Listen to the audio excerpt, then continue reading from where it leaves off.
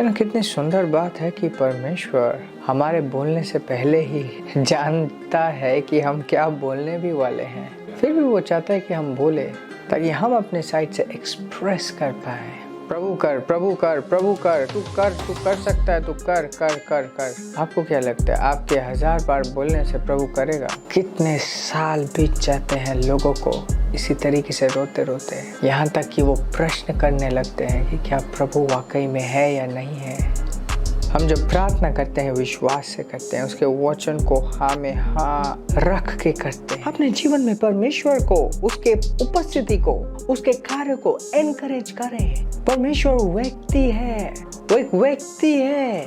मैं ये नहीं कह रहा कि वो इंसान है, वो एक व्यक्ति है। उसका खुद का चाहत है, बहुत धैर्य है उसमें।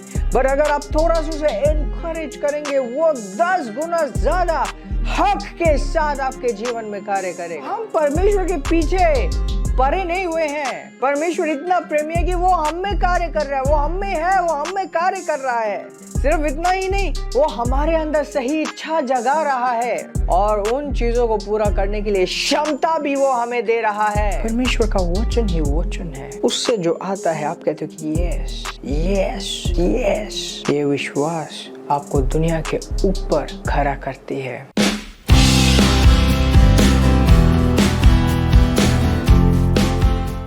मत्ती की पुस्तक chapter 6, I'll read from verse 7. कहते हैं when you pray, जब तुम प्रार्थना करो, use not vain repetitions, बेमतलब के रिपीट्स को मत करो, as the heathen do, जो अविश्वासी करते हैं, for they think that they shall be heard for their much speaking. वे सोचते हैं कि अगर वो ज़्यादा बोलेंगे तो वो सुने जाएंगे। Praise God। है ना। कितनी सुंदर बात है कि परमेश्वर हमारे बोलने से पहले ही जानता है कि हम क्या बोलने भी वाले हैं। फिर भी वो चाहता है कि हम बोले ताकि हम अपने साइड से एक्सप्रेस कर पाए। यहाँ पे कहते हैं कि बार बार रिपीट मत करो। बार बार मतलब कुछ लोग कहते हैं ना कि दे दे दे दे, परमेश्वर दे दे, मैं रो रो के प्रार्थना कर रही हूँ, विनती कर रही हूँ, दे दे दे दे दे दे। प्रभु कर, प्रभु कर, प्रभु कर, कर कर कर, प्रभु कर, प्रभु प्रभु कर, तू कर सकता है, तू कर कर कर कर। आपको क्या लगता है आपके 1000 बार बोलने से प्रभु करेगा? कितने साल बीत जाते हैं लोगों को इसी तरीके से रोते रोते, यहाँ तक कि वो प्रश्न करने लगते हैं कि क्या प्रभु वाकई में है या नहीं है। ऐसे लोगों को देखे 40 साल तक मसीह में हैं, विश्वास का रास्ता उन्होंने नहीं सीखा। उन्हें कहा जाता है प्रार्थना करो, और वो इसी तरीके से प्रार्थना करते हैं, प्रभु कर दे मेरे लिए, कर दे, कर दे प्रभु, कर दे कर दे कर दे, मेरे को माफ कर, मेरे को चंगा कर, मेरे को ये चाहिए, मेरे को वो चाहिए।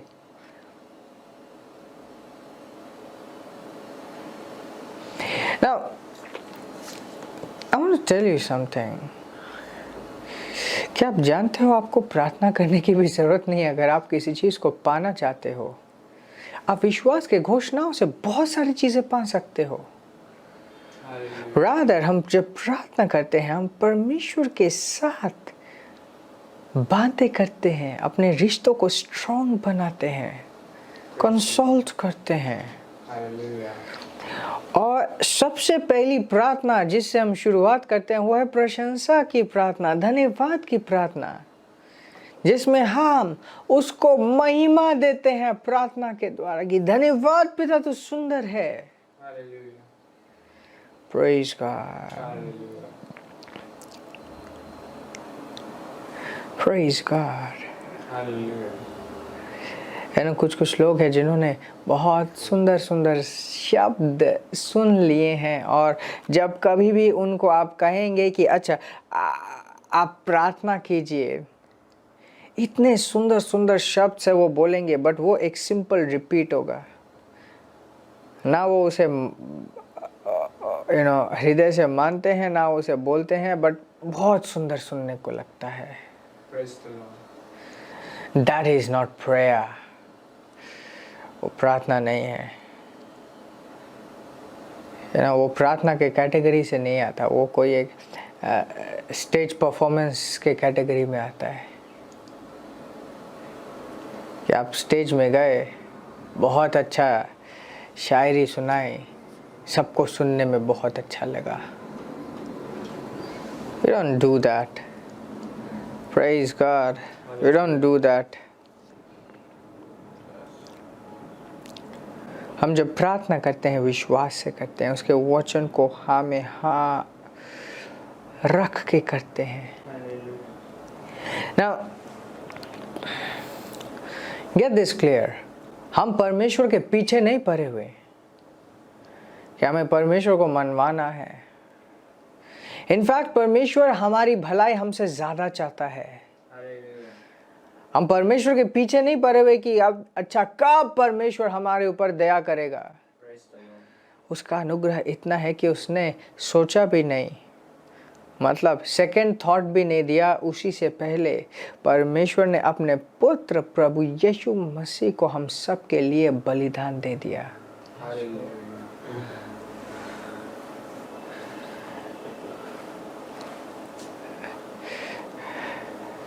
I want you to understand this. Philippine की पुस्तक 2 अध्याय 13 आयत, और कहता है, For it is God which worketh in you both to will and to do of his good pleasure. कहते ये परमेश्वर है जो तुम में काम कर रहा है ताकि तुम अच्छी चीजों को चाहो और तुम अच्छी चीजों को करो। वाह, मतलब हम परमेश्वर के पीछे परे नहीं हुए हैं। परमेश्वर इतना प्रेमी है कि वो हम में कार्य कर रहा है, वो हम में है, वो हम में कार्य कर रहा है। सिर्फ इतना ही नहीं, वो हमारे अंदर सही इच्छा जगा रहा है और उन चीजों को पूरा करने के लिए क्षमता भी वो हमें दे रहा है।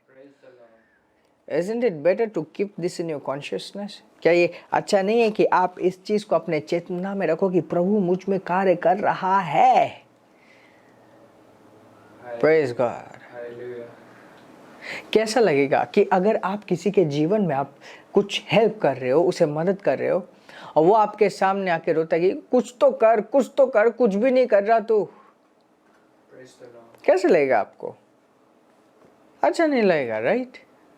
रादर अगर आप किसी के लिए कुछ मदद करें, वो कहेंगे oh thank you so much, आप मेरे जीवन में ये कर रहे हो, thank you, thank you, praise God. जब आप इस तरीके से आपको कोई इस तरीके से धन्यवाद देगा, आप और एनकरेज होंगे और कुछ करने के लिए, राइट? अपने जीवन में परमेश्वर को, उसके उपस्थिति को, उसके कार्य को एनकरेज करें। परमेश्वर व्यक्ति है, वो एक व्यक्ति है। मैं ये नहीं कह रहा कि वो इंसान है, वो एक व्यक्ति है। उसका खुद का चाहत है, बहुत धैर्य है उसमें। पर अगर आप थोड़ा सा उसे एनकरेज करेंगे, वो 10 गुना ज्यादा हक के साथ आपके जीवन में कार्य करेगा। Praise God. Okay. Verse 14. क्या कहते हैं? Do all things without murmurings and disputings. हर एक चीज बिना कुरकुराए, हर एक चीज बिना क्या किए? कुरकुराए, बिना प्रश्न पूछे करो। डिस्प्यूटिंग मतलब नहीं मैं इससे असमर्थ हूं, तो बिना असमर्थ हुए हर एक चीज बिना कुरकुराए करो।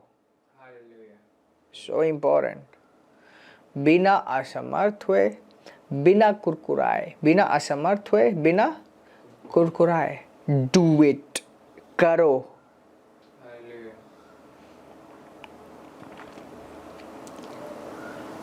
दैट्स आवर लाइफ, ये हमारा जीवन है। किसके प्रति कुरकुराना है, किसके बारे में बोल रहा है? जब परमेश्वर का वचन हमें कुछ सजेस्ट करता है, हम सिर्फ यस बोलते हैं।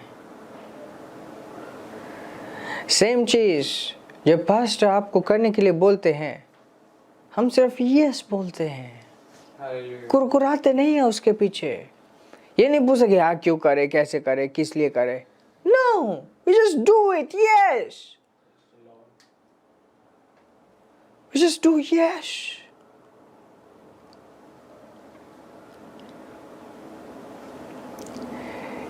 बहुत बार हम जब कर रहे होते हैं, हमें तो लगता है कि हाँ सिर्फ हम एक चीज़ ओबे कर रहे हैं, वचन के अनुसार कर रहे हैं, बट परमेश्वर किस तरीके से उसके वजह से हमारे फ्यूचर को शेप करता है, आप सोच भी नहीं पाओगे।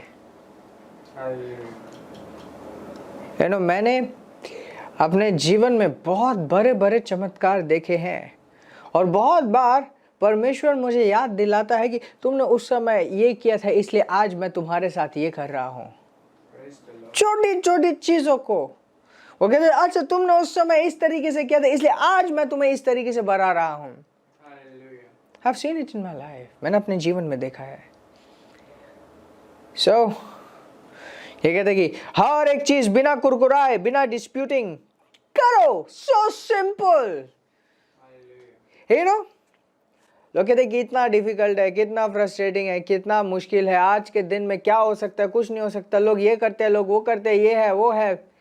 किसने बोला है कि तुम्हें इस बात का परवाह रखना है कि लोग क्या कर रहे हैं या लोग क्या कह रहे हैं? It is so easy. परमेश्वर क्या कह रहा है, क्या कह रहा है, उसका वचन क्या कह रहा है, जस्ट से ये simple. God has given a simple life. परमेश्वर ने हमें एक आसान जीवन दिया है, और उस आसान जीवन में फर्स्ट थिंग, पहला प्रिंसिपल, सारा चिंता सब कुछ हटाकर उसके वचन पे ध्यान दो। यस, अगर आप अपने साइड से एक ये चीज करोगे, बाकी हर एक चीज आपके जीवन में बहुत ही ज्यादा सरल हो जाएंगी। Praise God. 15th verse. That ye may be blameless, harmless, the sons of God, without rebuke, in the midst of a crooked and perverse nation, among whom ye shine as lights in the world. Oh, hallelujah. ये कहते कि ताकि तुम बिना किसी दोष के हो, बिना किसी नुकसान के, परमेश्वर के संतान, इस गाय गुजरे दुनिया में तुम रोशनी की तरह चमको।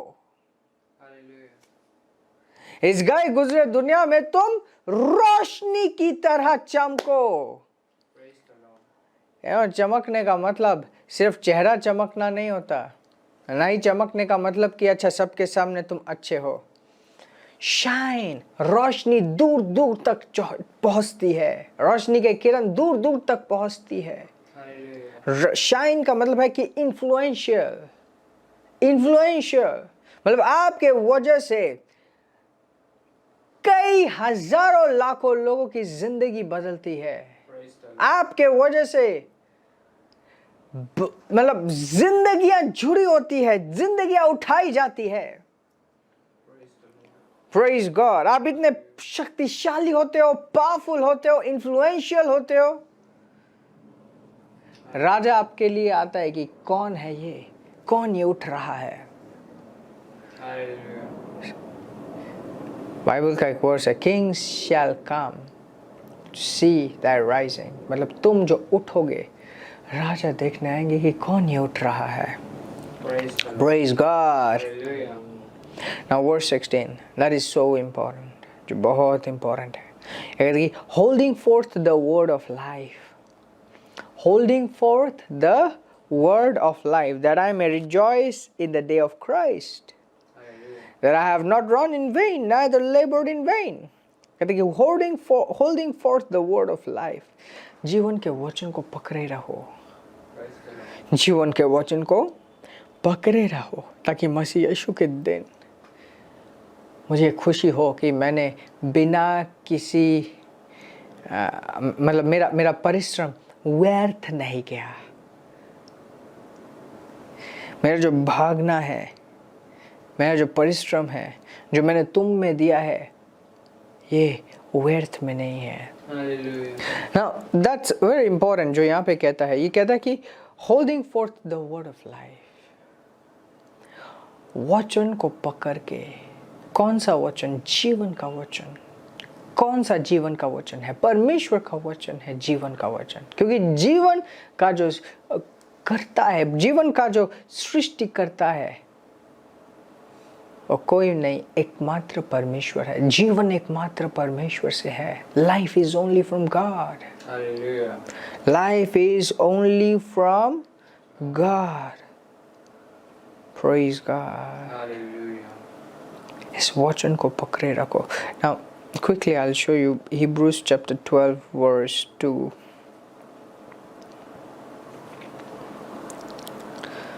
Wow. Looking unto Jesus, the author and finisher of our faith. तो यीशु को देखते हुए, जिसने हमारे विश्वास को लिखा, विश्वास को शुरू किया, ये वही है जो इस विश्वास को सिद्ध करता है। Who for the joy that was set before him endured the cross, despising the shame, and sat down at the right hand of the throne of God. Praise the Lord. Oh wow! कहते कि यीशु मसीह को देखते हुए, जिसने हमें ये विश्वास दिया और जो इस विश्वास को सिद्ध करता है।